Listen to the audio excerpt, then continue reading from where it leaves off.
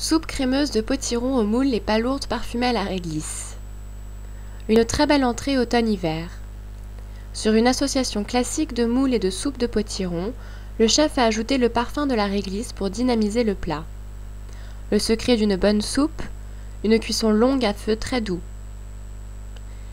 Cette recette de Gilles Ajulos, chef du restaurant La Bastide Odéon à Paris, vous sera présentée par Karine. Une soupe crémeuse au potiron et aux moules palourdes parfumée à la réglisse. C'est pas commun. Mais justement, je trouve que dans les soupes, il y a vraiment un vrai thème d'expression à l'infini. On peut faire ce qu'on veut, on peut s'amuser, on peut mélanger du sucré, du salé, de la viande, du poisson, des coquillages.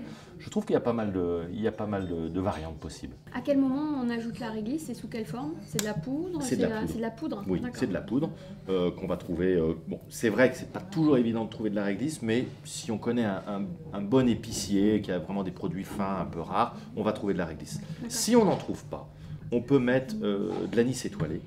Mais alors là, il faut vraiment y aller très peu. C'est-à-dire que l'anis étoilé en branche, hein, c'est comme une étoile, il doit y avoir 6 ou 7 branches, il faut mettre la moitié d'une anis étoilée. Sinon, ça va être trop fort. La réglisse, c'est l'idéal. Et on le met au début. Dès qu'on met nos potirons à cuire dans le jus de moule et tout ça, on le met au début. D'accord. Surtout, ne pas hésiter, petit secret comme ça de réalisation de recette, il faut cuire les soupes lentement et longtemps.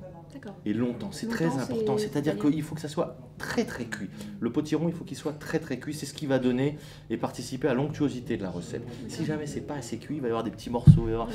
Non, il faut que ça soit très très bien cuit. C'est-à-dire que quand on plante une lame de couteau dedans, ça doit être comme dans du beurre, comme on dit, hein, aucune résistance.